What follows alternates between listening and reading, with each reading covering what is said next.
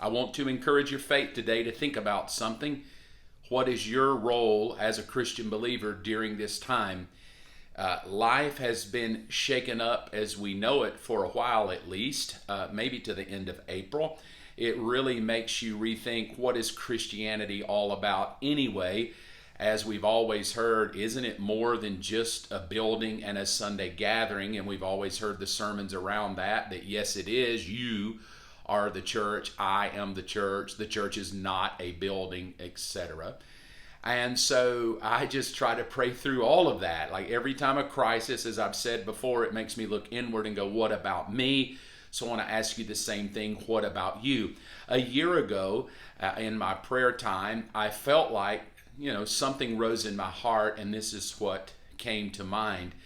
That church as we know it today, in the American culture anyway, in the South especially, Sunday church, and give my offerings and sing my songs and serve in my group, was going to come to a different understanding. And so as I was praying about that, it rose up in me the hippie movement of the 1970s. The Jesus movement of the 1970s rose up in my heart, and I started thinking that's the way church is going to be done in the future, which was really different than the way we were doing it at present.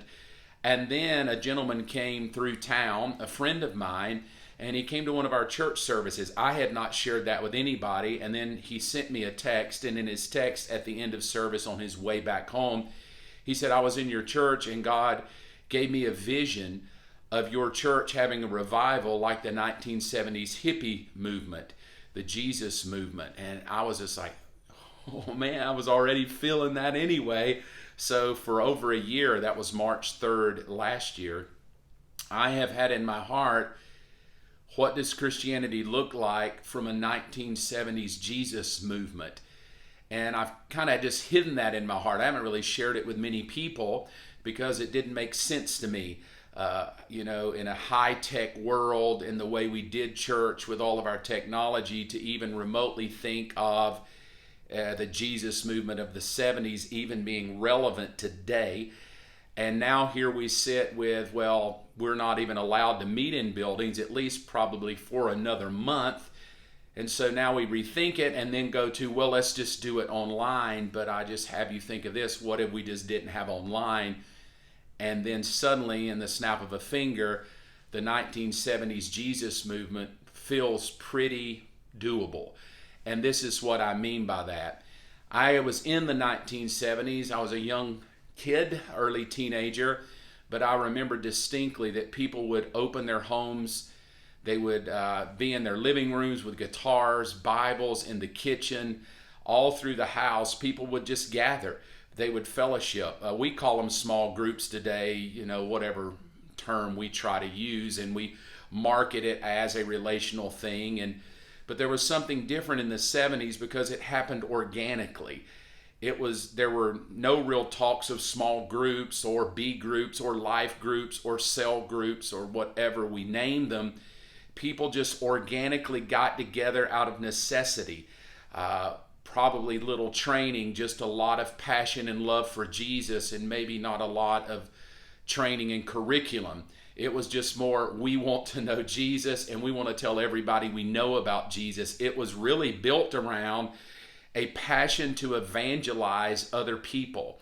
And I was part of some of those. I would be there sitting around and someone would open the Bible, they would lay hands on each other, they would pray for each other, they would read the Bible, they would play guitar, they would worship, and for hours. It wasn't just like a 10-minute meeting built around, warm cookies and coffee. It was built around a passionate love for sharing Jesus. I think we're going back there. I think we're going back to the place of an organic move of God in our nation of passionate love toward the lost person.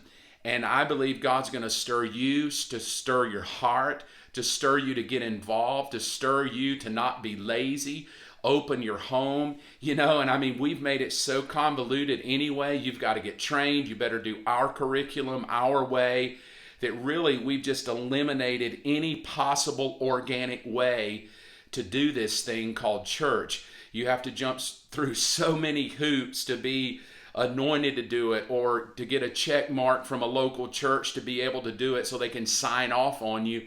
I don't know about all that, but what I do feel in my heart is God wants to use you. He wants to use your passion. He wants to use your love for Jesus. He wants to know if he can use your home, if he can use your couch, your time, your energy, and your effort. So I just challenge you, man, when this is over, right now we're socially distanced, but what a great way to just start learning how to do this. Do it with your family, maybe a friend or two that's inside your social circle right now. And man, just begin to talk about Jesus and share Jesus, because my belief is we're headed that way. We are headed in our nation to an organic move of God and a love for Jesus where people begin to open their homes and their lives in a very organic way to win people who don't know Jesus. I love you. I'm always praying for you. I'll try to see you tomorrow. And just, hey, if you need anything, DM me. I will pray for you, stand with you, and believing for you. It's going to be a good time. Bless you.